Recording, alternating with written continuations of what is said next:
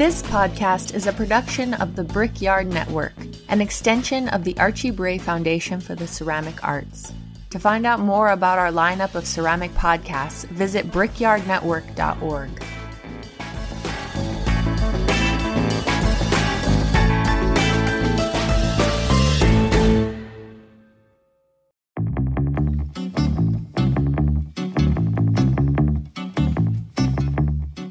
Hey, Matt and Rose. Hey, Kathy. Hey, Kathy. Now, you two know how much I love me some art history. Mm-hmm. And I love working with the art museums here at Harvard, and I just can't get enough, right? So, have you heard of this podcast from the Metropolitan Museum of Art called Immaterial, 5,000 Years of Art, One Material at a Time? Yes, it's fantastic. Ooh, love it. Really? Okay, well, I'm telling you nothing you don't know already. But everyone listening, please, this podcast examines the materials of art and what they can reveal about both history and humanity. Each episode, you're going to take a deep dive into different materials like stone, blankets, quilts, clay, and even concrete. What did you guys pick up on? Yeah, there's like linen, all kinds of stuff, clay, anything. It just takes me back to that museum. It's amazing. Right. It's like really being there. Mm-hmm. We had to listen to one of the ones that wasn't clay. So we were diving into linen while we were hanging out the other day. And my favorite quote from that was, "No material is neutral." And I just love that. That was so classic because the linen episode, they were talking about Egypt and Giorgio Armani and high fashion and low fashion. And how it like wears on the person and like how it flows. It's such a good episode. Loved it. Yeah, I'm hoping personally that listening to this is going to class us up a little bit. We could use it. Maybe. But I mean, truly, it is like pulling the curtain back on great works of art and getting a whole new perspective from, conservators and curators, scientists, scholars, and artists. It's a great listen. As a huge podcast fan, which brought us to making this show, it is a top-notch podcast. I recommend it for everybody. So if you'd like to hear episodes, search for Immaterial in your favorite podcast app. That's Immaterial, 5,000 Years of Art, one material at a time. Now go listen.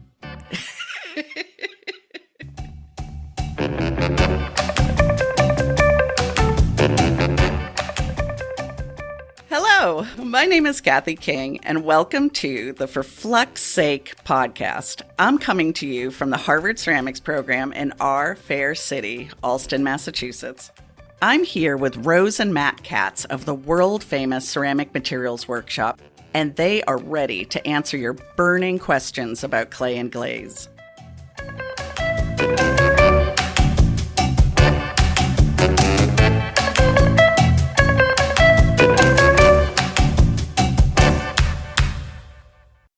Happy summer, Matt and Rose.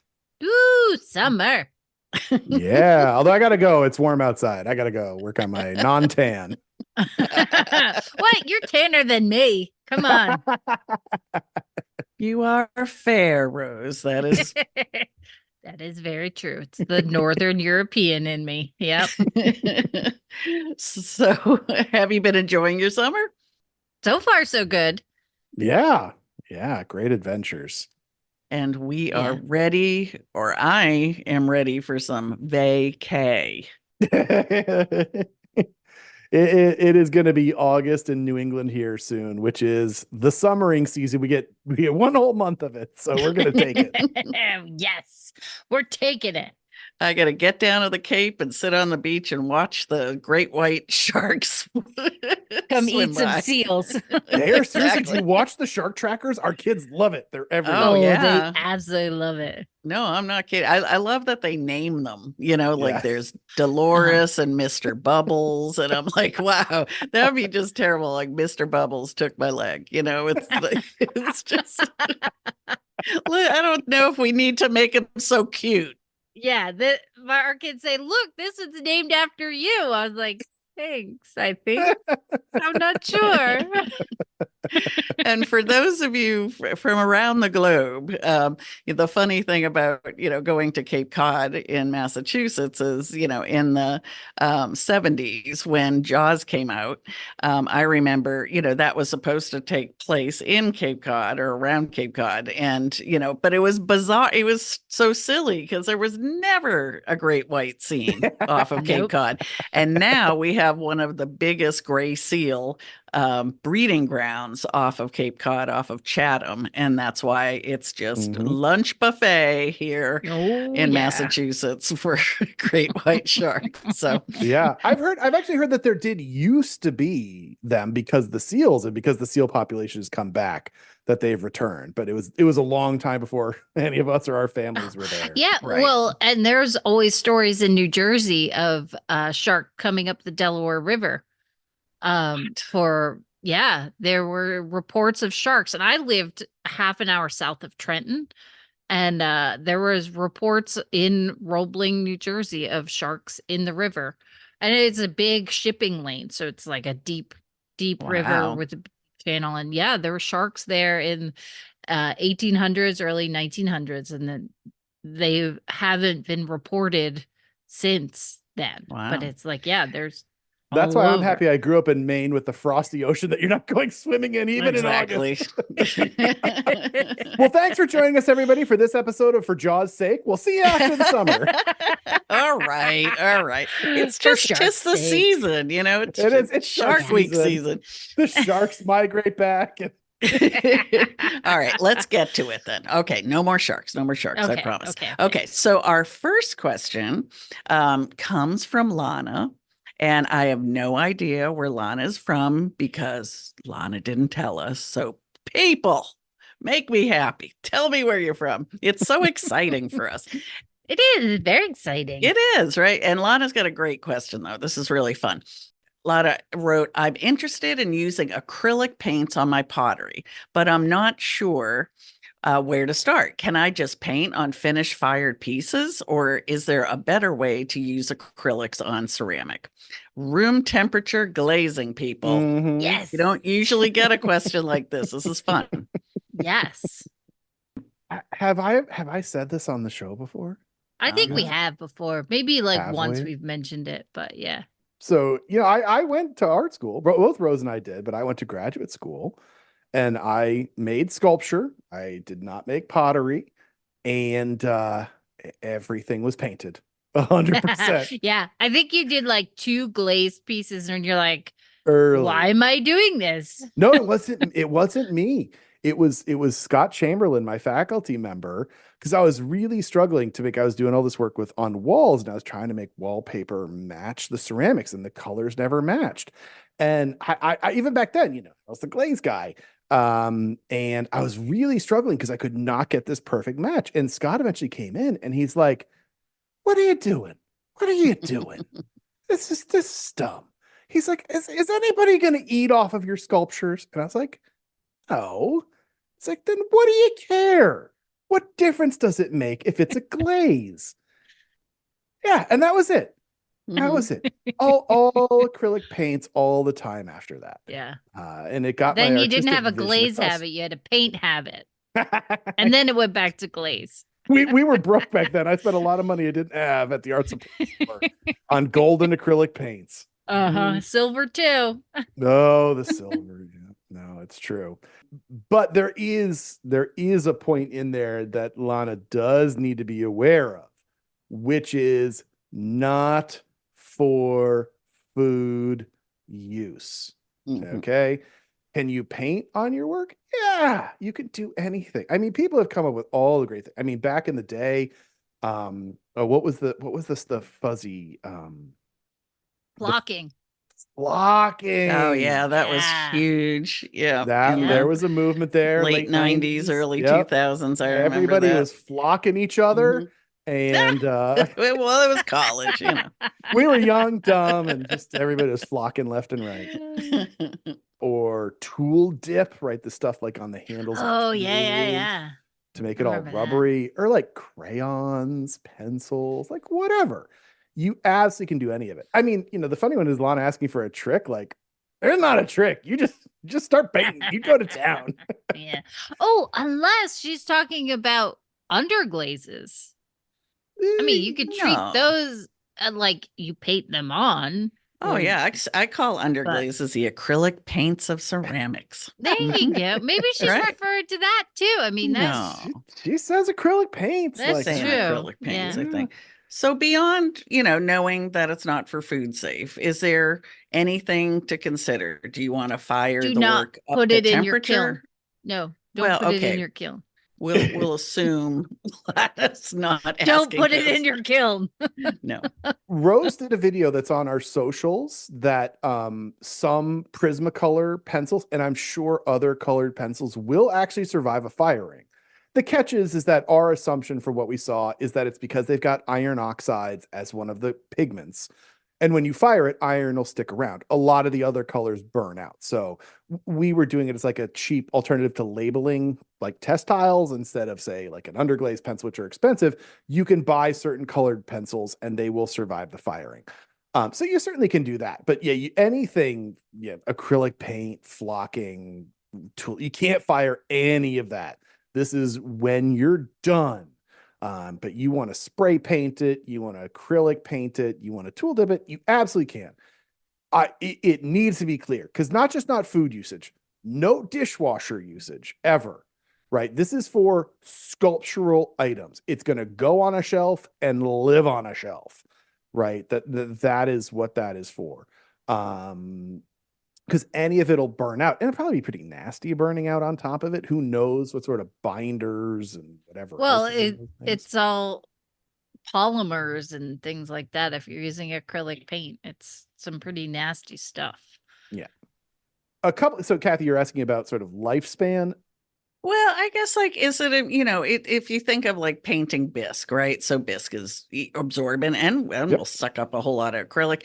Do you want to get the piece up to as close to temperature for the clay body so it's at its strongest? Yeah. Or is it just like paint the bisque? Yeah, I don't think. I mean, you could try to get it as vitrified as you want, but still no food use if you're using acrylic paint. It's always the question of sculpture. Like even like when I was in grad school and like I'd send like work to galleries all over the place. And whenever you're shipping low temperature work, it's much more likely to break. Like low temperature is much more fragile. And I would bisque to cone 04 and then call it good. You're right, Kathy. Like I would totally fire this as hot as you possibly can. Minus your ability to sacrifice, you're going to get more shrinkage the higher you fire. But the work is going to be inherently tougher and will have a longer lifespan for getting knocked around and all of that. So there's certainly that. The other thing, about bisquing higher is the absorption rate. Yes, that you're saying how it'll soak up more paint. It absolutely will. Bisque clay can have anywhere from like 22% to 10% absorption. It's usually somewhere in there. That's quite a lot. Whereas if the work's fully vitrified, it's got essentially 0% absorption.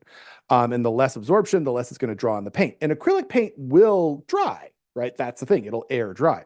We talked before about why it's so hard to reapply glaze to work that's vitrified, because when you apply glaze, you're relying on capillary suction. The clay body's got porosity that draws the water into the clay body.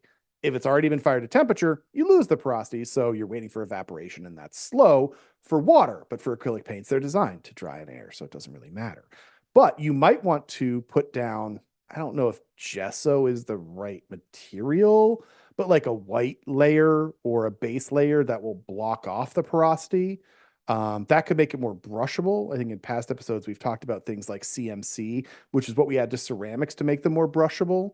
And it's because it slows down the absorption of water. So your bisqueware is still going to absorb water from acrylic paint. So you want to slow that down. So yeah, putting down a base coat of still white, I guess, would make it absorb less, and it'll stretch your paint further. And probably give you that, even. Yeah, that gesso is interesting. Yeah, certainly. Do people still use gesso? I mean, I don't I would think so. I mean, it's just it's exactly what you're describing, just a base layer. I mean, I will say the things and I've seen a lot of things in a community studio, but the things I see, I've seen acrylic used. I do know that usually we do try and get it as high as we can. If it's a cone 10 clay, I've seen somebody just take it to 6 just to, get it pretty durable and then do the painting, but then having to do a kind of like cover coat on it, because if you think of like acrylics almost like a layer of kind of a plasticky material, so if you do scrape it against something, it will come off on raised areas. So something like, think about like sealing it afterwards. Any like sort a of a clear an acrylic acrylic. sealant. Yeah, a clear acrylic sealant is great. And then any sort of spray painting. Apparently there were some YouTube tutorials on spray painting ceramic, because I had so much going on here. It was crazy. But I do not allow any of that in our studio, not even in our spray booth. I don't have a spray booth that is set up for spray paint and vapors. I've got it set up for glazes. So don't make that mistake and think that that's okay to do in your community, the studio setting. So, outside, at home, same with encaustic, which is like melting waxes and coating the ceramic, which is really beautiful. Anything like that, you're probably going to have to do in the comfort of your own driveway. Yeah, I mean, we talk a lot about sort of ceramic toxicity and worrying about that kind of stuff. But the materials that we use in ceramics are really pretty basic, but a lot of the solvents that they use in paint are volatile and noxious when you aerosolize them. And that, I'm not saying it'll kill you, but it could definitely like get you sick. Much less, as Kathy's saying, don't spray that in it'll just stick. You'll never use that spray booth. It'll never be the same again. But yeah, make sure it's well ventilated and all that. But protected use, but it's just like paint. It's usually meant to just go on there. Different things are going to dry differently, apply differently. You sort of have to build that working relationship. But you could totally paint anything that you want. You can put stickers on it. You can put anything you want. Yeah, absolutely. Stickers, all right. It's like the water bottles. That's what decals are. Oh, Kathy just started a war. All right, you listen. I use decals, but I call them they're ceramic stickers. That's what they are, and then that's fired on. So let's not make the mistake. We're talking about non-firing situations. I will say that there are some people out there that do some fun things with non-fired surfaces. Katie Marks, who's Silver Lining Ceramics, they do a lot of stuff with gels with suspended glitter in them. Glitter, yeah, it's pretty cool. They do things that I'm pretty sure they've announced what it is publicly, but I won't say here. But a lot of their iridescent effects, I'm not going to quote her. I know what she does. We've talked about it before, and but I just won't say it just in case she hasn't announced it publicly. But that's a post-firing process, the way she gets her iridescent effects. It's not one that you can do at home. It needs a lab to do it. Yeah, I've seen students take their work to like a car. Yep. What's the word? Like body shop? Auto, like auto paint. Auto paint. Hydro dipping. I'm amazed what people don't do. Oh, yeah. Roberto Lugo was experimenting with that. Yeah. All right. Well, we could go on and on, people, but the show must continue. So, Lana, I hope that helped. Let us know how it goes. Our next question comes from Roberta from Sweden. See, isn't that fun? And Roberta has a question about cones and firing temperatures. Hey, Rose, Matt, and Kathy. My name is Roberta, and I'm calling in from Sweden. I have a question about firing temperatures and cones. So here in Europe, they don't use cones. Instead, they simply say a firing temperature. So, for example, they'll say something like 1240, 1260, or even just max 1260. And so I want to understand what exactly this number means. Is this the temperature that it vitrifies? Is it the temperature before it melts? And is it possible to relate this to a cone, say, for example, cone 8? My understanding is that this temperature is for a fast firing schedule. However, I use a speckled clay with a drop-in hold to clear up pinholes. So I usually try to fire a little lower so I don't go over the peak. but is this right? Can you please help me understand what the temperature means and how I should be firing it? From what I can tell, I don't seem to have any problems, but I just want to be sure that I'm doing this correctly. Thank you so much for taking the time for my question, and I just want to say that I love the podcast, and just thank you so much for sharing all the ceramics knowledge with the community. So, in all the times that we talk about cones on this podcast, is the entire nation of Sweden just like turning the volume down and doing something else? They're like, what are they talking about? That's not necessary. Oh, I think it's not just Sweden. I think it's a lot of the EU too. Lord, sorry. Because there used to be a company called Seeger Cones that was making Yeah. cones in Europe, but I don't think they exist anymore. I think they're all Orton cones now in Europe. well, sometimes they do those the bull rings. What are those called? PTCRs. Pyrometric temperature control rings or discs. Yes. So they're sometimes, I mean, we ran into those in Belgium. Yeah, Degussa makes them. Yeah, Degussa. Yeah, I mean, temperature, it's a funny thing. I think cones are an interesting conversation because they are a great way to monitor temperature in the kiln. But there's a lot of arbitrary variables that come up when it comes to cones, and like we really don't use cones much in our studio. If we're working for a client and they don't understand temperature the way we talk about it, we'll often use cones just to show them like what we're talking about, but we just use temperature to reference it. Now, I'm sure somebody's getting their hackles up and they're going to say, but what about the heat work? So, all right. Okay. So cones are a thing that were developed by a scientist named Hermann Seeger in Germany in the late 1800s. And they were a way to physically measure temperature in a kiln. And all cones they are literal glazes with very specific chemistries that will start to melt at a certain temperature. And when they start to melt, okay. Let's go back a little further. So before cones were invented, people looked at temperature by color. And that those people whose job it was to look inside the kiln to see what color it was had some very awful things happen to their eyes. Yeah. Staring directly into hot kilns to read the color is bad. Very bad. So before that, it was just done by eye and color. Yeah. When you hear someone say something is white heat, that's actually cone 10. Cone 10 is when your kiln is so hot, the light is literally white. Yeah, it's like dull red. There's like a whole scale: dull red, orange, yellow, white heat. There's like all visual. So before that was all visual. Then the cones come in and made it a lot safer for the people who have to look in the kilns. Absolutely. But it's funny because yes, they are good. I think it also I think that this problem's actually gotten worse. That there's something sometimes when you talk with nerdy scientific people, you'll often talk about analysis paralysis, where more information can be a bad thing for people because they really get hung up on details that are not relevant. Like one of the ones that gets me is people now get in such a twist about their heating rate during the early stages of the firing. And it's only because they have a computer and a thermocouple that's showing those temperatures. My first kiln had a bunch of knobs on it.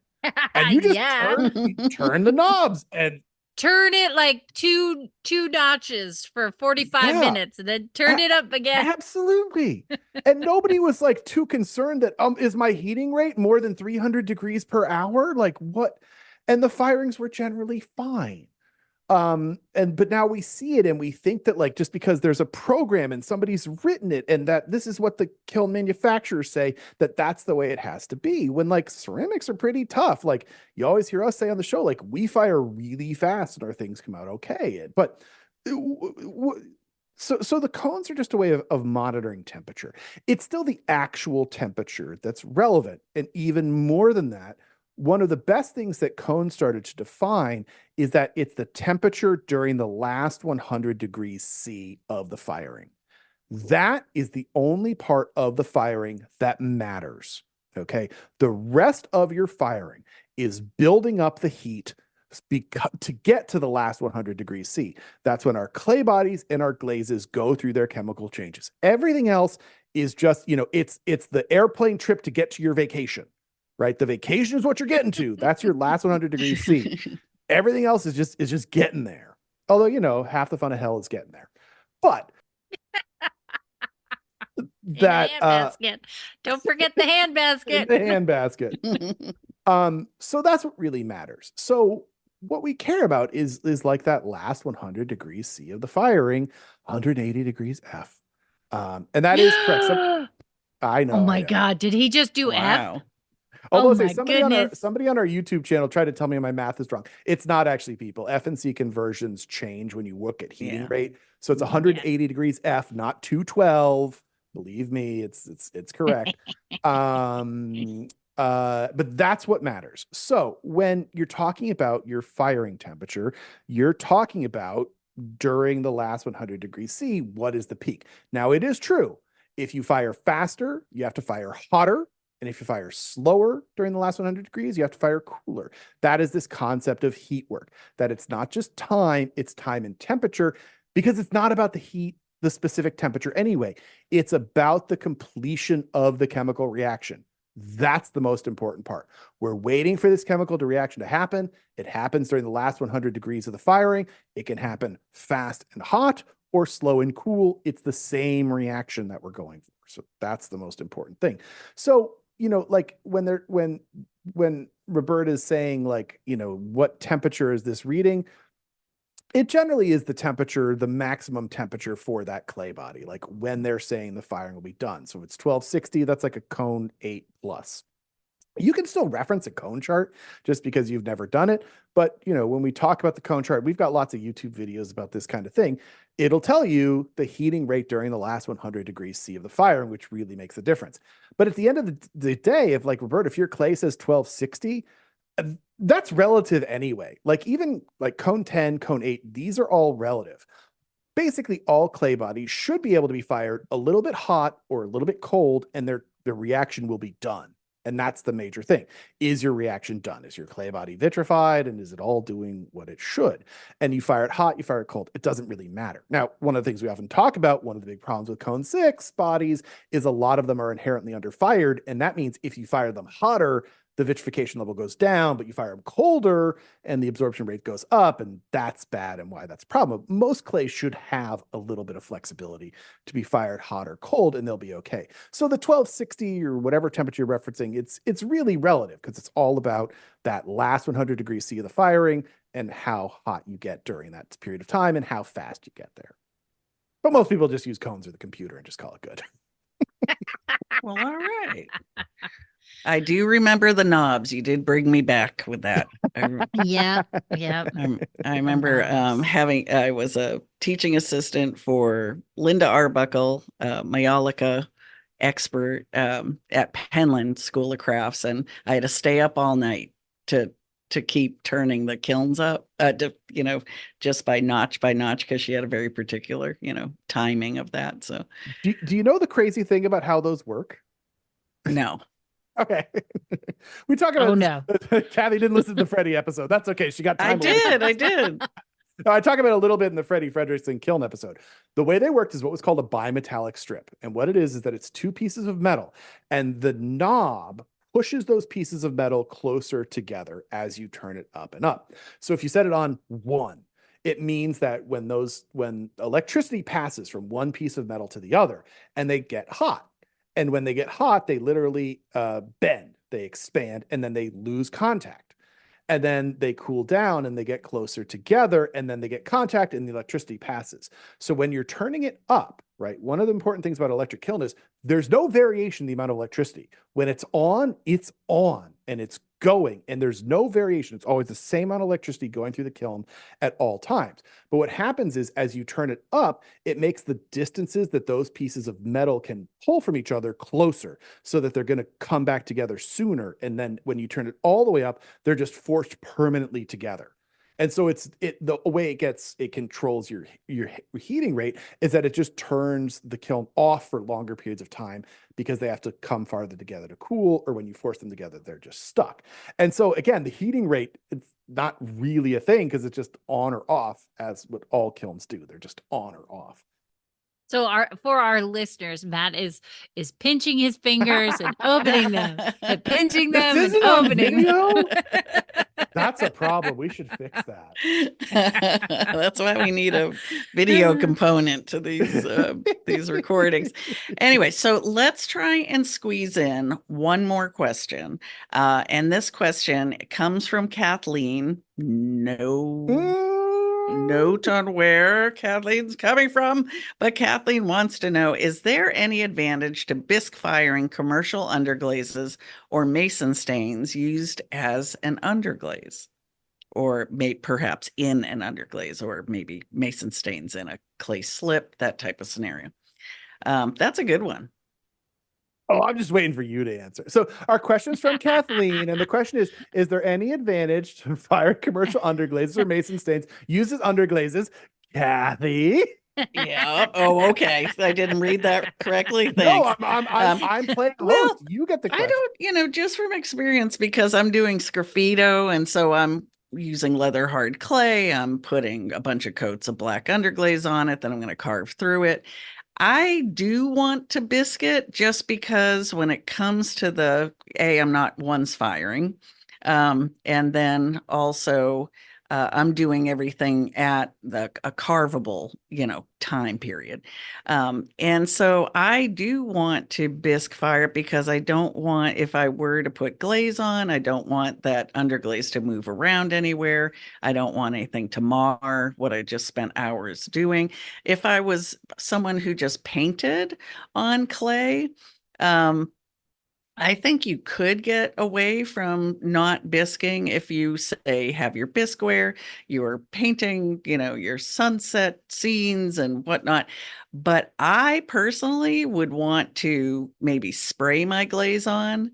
I brush my glazes on, and we've talked about this in the past, with a little bit of CMC, because I'm using multiple translucent glazes, almost like coloring in a coloring book. I think you could get away with just dipping, in a clear or whatever your glaze is that you're going to use. But without bisquing it on, there is always the possibility that some of that underglaze is going to move. Yeah, especially if it's not dry too. Like if you dip it or brush your glaze on when it's not fully dry. And you're very impatient. Yeah. Yeah. Yeah. So I guess, I mean, I'd say probably it depends on how you're using it. Yeah, it definitely, there's definitely artistic technique where people wouldn't want to. From a technical standpoint, I would say yes, you should bisque it.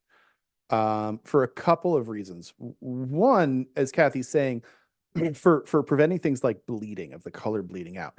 When you bisque something like that, it becomes its own chemical entity. Like you aren't melting anything in that bisquing process, but you're doing something called sintering, where you're literally binding physically the particles together.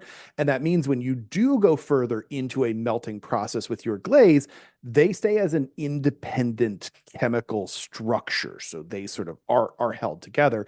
And so you'll get a benefit of clarity by bisquing that. The other thing is that the classic one we see all the time is when people go and glaze on underglaze, and they'll get like bad application of their glaze on top of that underglaze. That is commonly occurring because you are getting a bad application of glaze. And that's because when you put an underglaze, a slip, anything on your clay body, your glaze application is going to depend on the absorption rate of the clay body. Okay, so if your clay body's got 20% absorption, that's your application is going to be based on that. If you put a slip on there or an underglaze, you now have to rely on the absorption rate of that underglaze. And so if your underglaze only has 10% absorption and the rest of your exposed clay body has 20% absorption, you're going to get a much thinner coating of glaze on top of that underglaze. And that's going to give you a thinner coating, and then it's not going to look as good. It's going to look a little punky and spunky and weird. And so when you bisque it, it will generally increase the absorption rate a bit. You'll burn out anything that might reduce that absorption rate, like the CMCs that we've talked about that they put in brushing glazes or anything like that. And so you're going to inherently get a absorption rate that is closer to your bisqueware than it would be if it was not bisqued on there. So I would say, unless you have a reason not to bisque your underglaze on, I would do it. That would be my default behavior. Even if you're not doing what Kathy does, where it's graffito and you're just painting on bisque, I would probably bisque it again. Unless there's something I don't know about from the commercial underglaze companies that say not to do it, or you've got an artistic reason, I think you're going to be better off if you do bisque it in place. Well, that's a good question. Do the paint your own pottery I mean, there's a whole industry around this. Do the paint your own pottery places bisque? I don't know. I have a good friend who runs one of those. I'm going to ask her, and I'll tell you next time. The few times we've done it with our kids tend to cover 100% of the surface with underglaze. So then you're getting the absorption rate of the underglaze as a whole. But I see it all the time when you see like naked clay and underglaze, all of a sudden that glaze application looks bad on top of the underglaze. And it's not the underglaze's fault per se. It's just you have a different absorption rate, so you're getting a thinner coating of glaze. But I mean, I don't know. Underglazes they're interesting. I mean, Kathy, you've got the most life experience with them. They're cool, but they're fussy at the same time. I don't know. Yeah, they kind of are. You'd think it would be easier, but nothing's easy in ceramics. No, I'm going to say nothing's easy in ceramics or cheap. What's with the smell? What's with the red underglaze smell? Do you ever use the reds? I hear about it, but I don't want to smell it. I don't either. I do not want to smell that. No. Well, listen, that is all the time we have, but I hope you two have a wonderful break. We hope you have a good break too. Yeah. And we've got exciting things planned for next season. So we'll be back in September with some things. Yeah. All right, you two. Take care. Bye, Kathy. See you in September, Kathy. Well, folks, that's it for this week's episode of For Flux Sake. I'd like to thank the listeners who submitted questions this week. And if you want your question answered on the show, shoot us an email at ForFluxSakePodcast@gmail.com. So join us next time, and when in your studio, remember what Rose always says. Always remember to test, test, test.